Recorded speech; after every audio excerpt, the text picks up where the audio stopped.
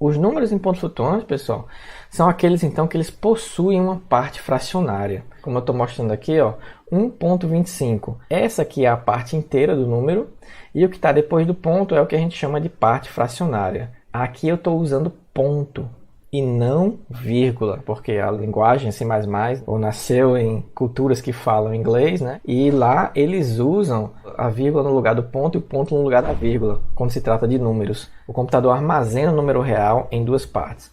Ele guarda um valor, que a gente chama de mantissa, e ele guarda um fator de escala, que a gente chama também de expoente. Então o que é isso? Por exemplo, se eu quero guardar o número 34.125, isso daqui é a mesma coisa de fazer o quê? De guardar o valor 0.34125 e a escala 100. Então vocês percebem, né? 100 vezes 0.34 dá quanto? Dá 34. Aqui, se eu quiser guardar o valor 341.25, é a mesma coisa de guardar o valor 0.34 multiplicado por 1000. Ou seja, o meu fator de escala é 1000. Mas, na real mesmo, o fator de escala ele não é armazenado na memória como um multiplicador. Ele é guardado como um expoente. Então, por exemplo, aqui ó, eu não vou guardar 100. Aqui eu não vou guardar 1000. Por quê? Porque 100 e 1000 são números grandes. Eu vou estar desperdiçando espaço. Eu posso só guardar o expoente. Eu posso guardar 2 e eu posso guardar 3. Representando o quê? Que aqui é 10 elevado a 2. 10 elevado a 2 é 100. 10 elevado a 3 é 1000. Então é assim que é guardado o ponto flutuante na máquina.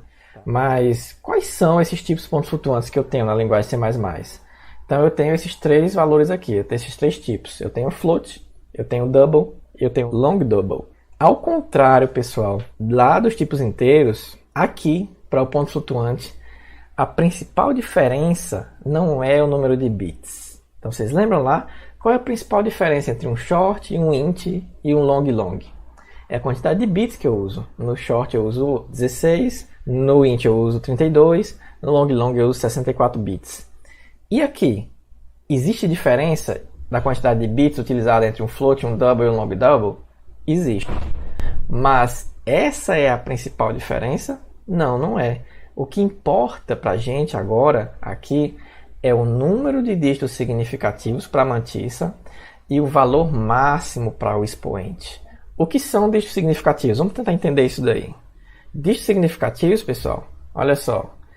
143.06, 4.50. Vamos tentar entender através de um exemplo, que eu acho que é um conceito bem simples, que vocês vão pegar logo de cara. O que são dígitos significativos? Aqui, quantos dígitos significativos eu tenho? Eu tenho 1, 2, 3, 4, 5. Por quê? Porque todos os dígitos aqui são importantes para o meu número. Agora, 4.50. Esse zero aqui à direita é importante? Não, porque 4.50 é a mesma coisa de 4.5. Né? Eu posso ter 4.5, 0, 0, 0, 0. Eu posso botar quantos zeros eu quiser aqui depois do 5. Não vai mudar o número, continua sendo 4.5. Então significa que esse zero aqui não é significativo. Esse zero aqui de cima ele é. Por quê? Porque depois vem um número. Né?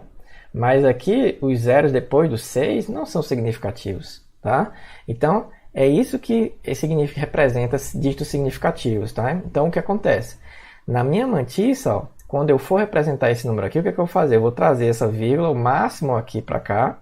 Tá? Ó, então ele vai andar 1, 2, 3. Então meu expoente vai ser 3.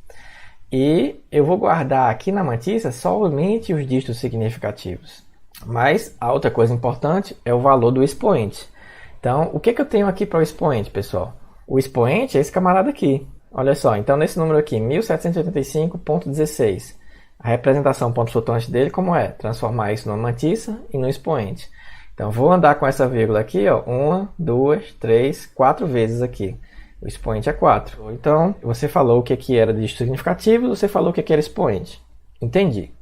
Mas quer dizer que os tipos float, double e long double não tem nada a ver com a quantidade de bits? Não, tem sim. Eles continuam usando quantidade de bits diferentes, assim como os tipos inteiros. Só que aqui a quantidade de bits vai ser usada de uma forma um pouco diferente. Vamos tentar entender. Quanto maior a largura de bits usada, ou seja, quanto maior o número de bits que eu tenho, para a mantissa vai me dar uma maior precisão para o número ponto flutuante.